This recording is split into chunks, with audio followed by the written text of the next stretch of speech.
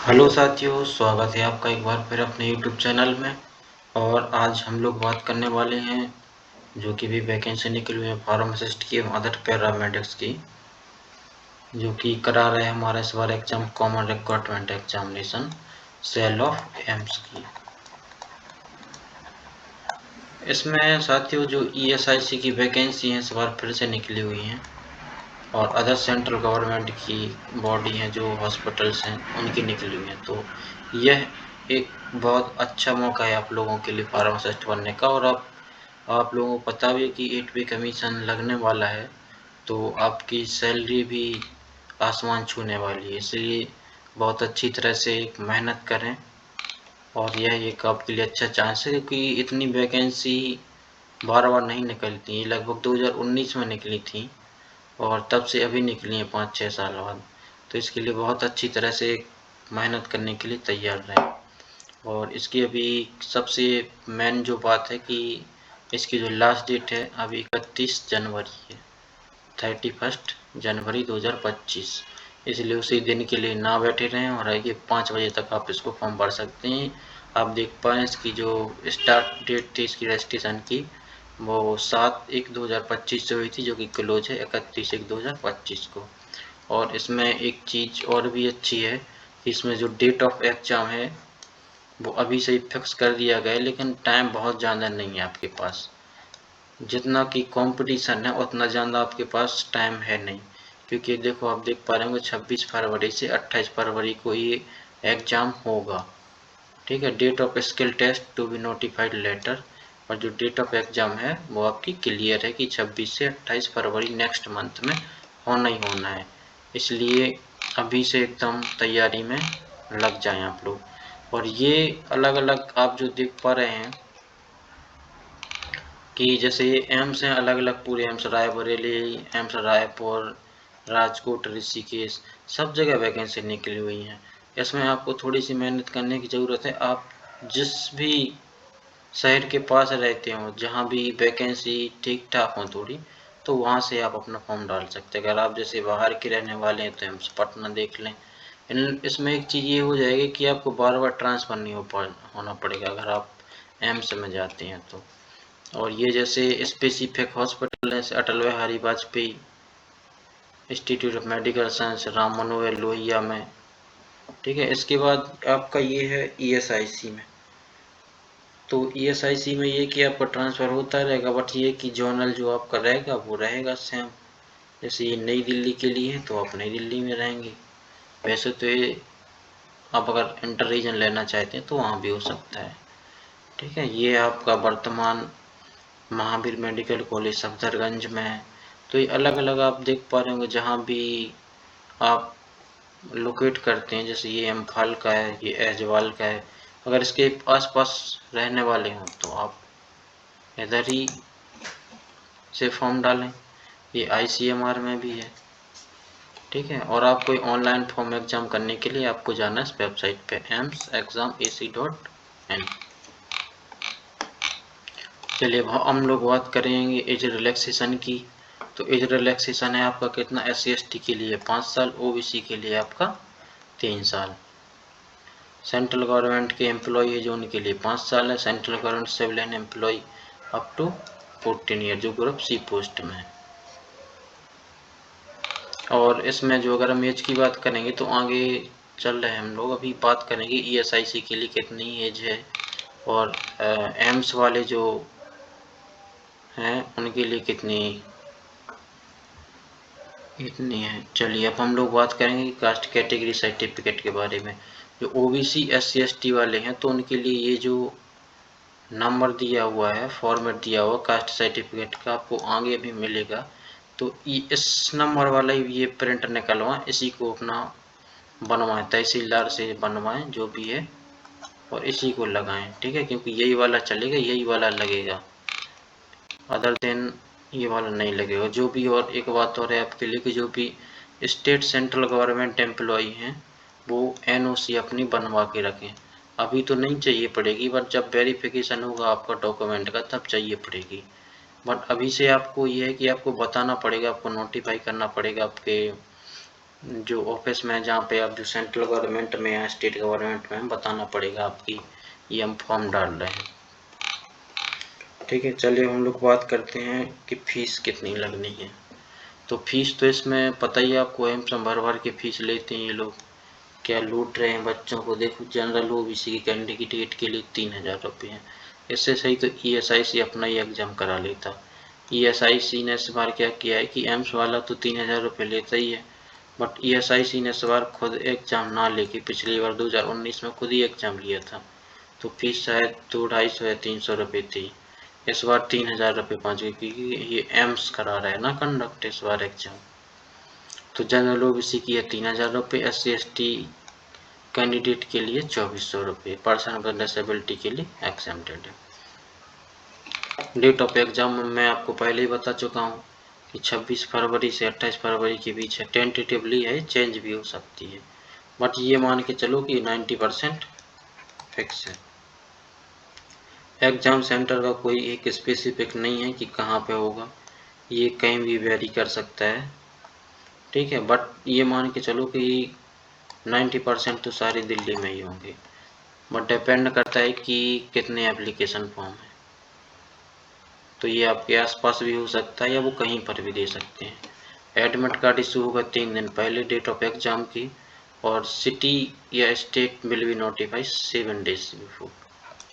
जिस भी सिटी में आपका एग्जाम होगा आपको 7 दिन पहले बता दिया जाएगा, और एडमिट कार्ड जो होगा वो 3 दिन पहले आएगा। जिस डेट को आपका एग्जाम रहेगा उसके 3 दिन पहले आपको एडमिट कार्ड आएगा।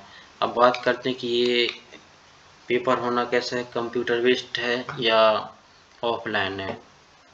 तो जो एम्स है वो जितने भी अपने एग्जाम करा रहा है फिलहाल में, वो सारे CBT बेस्ड करा रहे हैं, कंप्यूटर बेस्ड।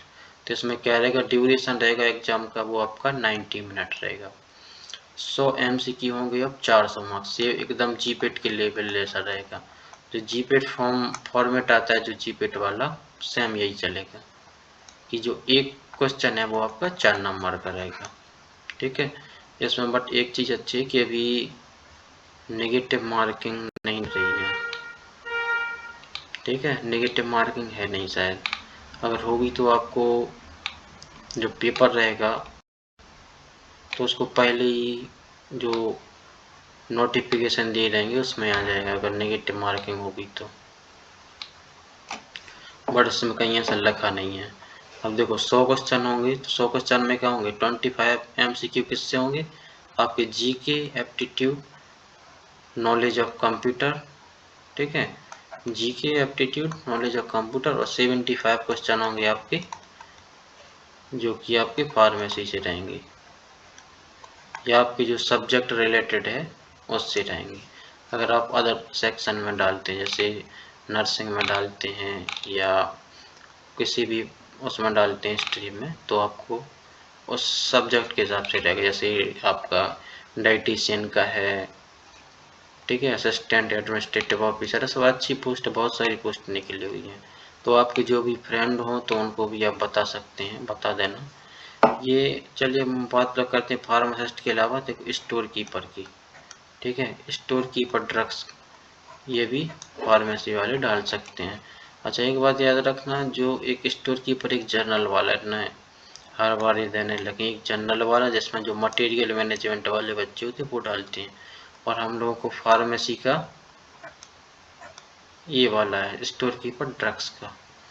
इसका भी इसका 4200 ग्रेड पे रहता है स्टार्टिंग। तो देखना, मेहनत करना, अगर इसमें हो जाए तो अच्छी चीज़ है, अच्छी बात है। जबकि आपका फार्मासिस्ट का है वो 2800 ग्रेड पे है। ये बाकी सारी दी हुई हैं। ये नेक्स्ट बात करते हैं हम लोग फार्मा केमिस्ट की।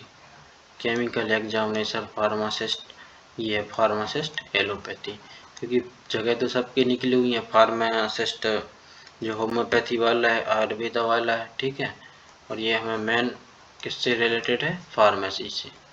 तो हम लोग जो मेन जितनी भी टॉपिक हैं कवर कर चुके हैं सबके लिए। अब हम कहाँ पे वैकेंसी किस हिसाब से निकली हुई है, और बाकी जो क्वालिफिकेशन क्या है इसके लिए, तो ये देखते हैं कहाँ पे है। काफ़ी बड़ा नोटिफिकेशन है, 207 पेज का है। इसमें मैंने देख रखा था बट अभी देखना पड़ेगा कहाँ पे ये। देखो ये ESIC में जितने भी जो ESIC वाले हैं ना, अलग अलग स्टेट वाले, तो यहाँ पे आप थोड़ा सा नोटिफिकेशन है, आप जाके देख सकते हैं। एम्स डालना MCRE, तो आपको नोटिफिकेशन दिख जाएगा। और नीचे वाली जितने भी हैं तो आप अपना ये देख लेना कि किस पोस्ट पे कहाँ डालना है और कितनी पोस्ट है, तो उसके हिसाब से आप अपना देख लेना। चलिए अगर मिल जा रहा तो मैं खुद ही बता दे रहा हूँ इस पर, क्योंकि काफ़ी लंबा नोटिफिकेशन है ये।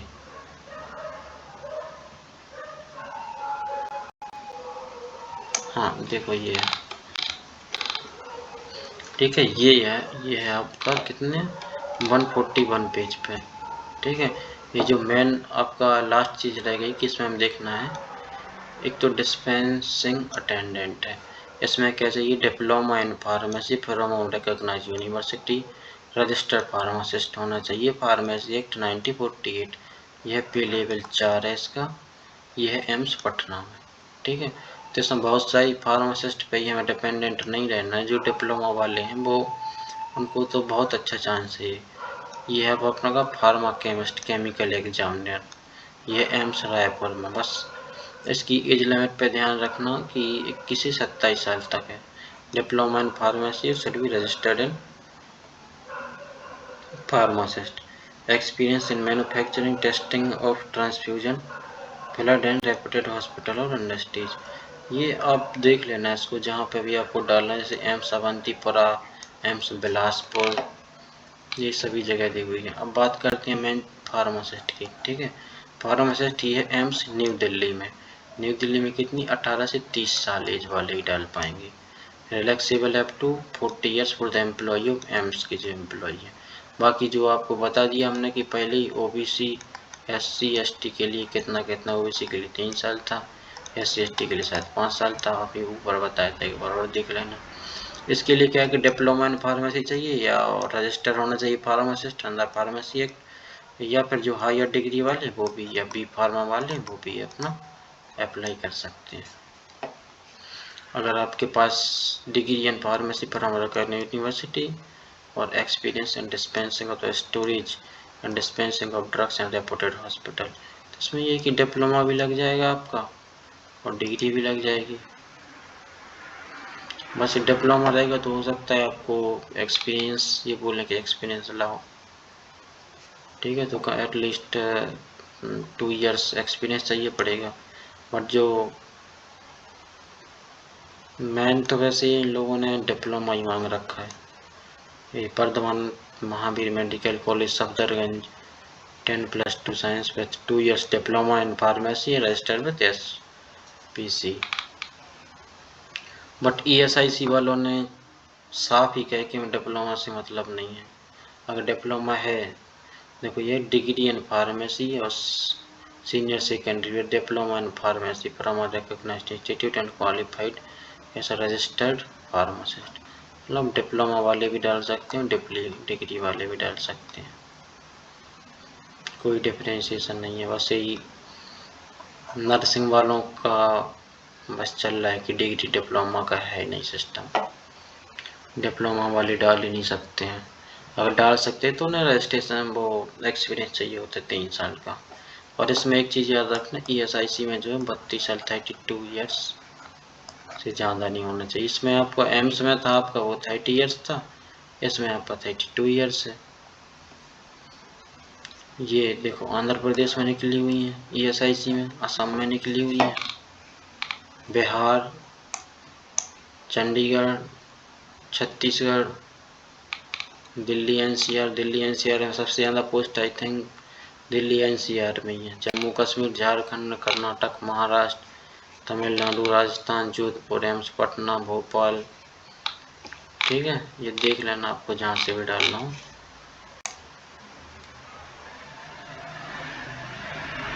ये स्टोर कीपर का है। स्टोर कीपर एम्स रायपुर में 6 पोस्ट हैं। डिग्री चाहिए from university, technology university, post graduation and management. ये जनरल वाला है। और ड्रग्स वाला स्टोर कीपर है वो अलग है, उसके लिए आपको डिग्री चाहिए होगी।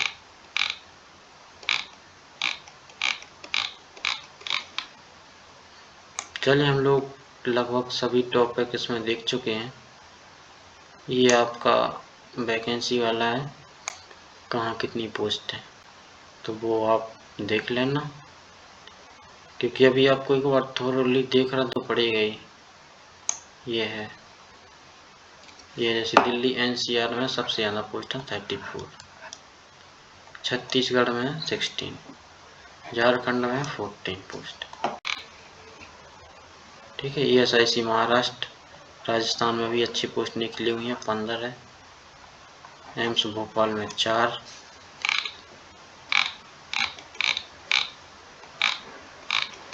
ठीक है, चलिए लगभग हम लोगों ने सारा कर लिया है पोर्शन। और ये जो EWS वाले जो लोग हैं उनको इस प्रोफार्मा में बनवाना है अपना सर्टिफिकेट। इसी में OBC का भी दिया हुआ है, इसी में SC ST वालों का दिया हुआ है। ये OBC का है फॉर्मेट। ठीक है, तो ये बनवा के अपना तहसीलदार से साइन करा लेना। ठीक है, चलिए दोस्तों, तो आपको मैं इस वैकेंसी का सब बता चुका हूँ। और इसकी लास्ट डेट याद रखना 31 जनवरी। और अगर कोई दिक्कत हो तो आप कमेंट करके पूछ सकते हैं, बाकी डिस्कस कर लेंगे हम इसकी नेक्स्ट वीडियो में। सिलेबस के बारे में जल्दी करेंगे। चलिए, इसी के साथ आप सभी का धन्यवाद, नमस्कार।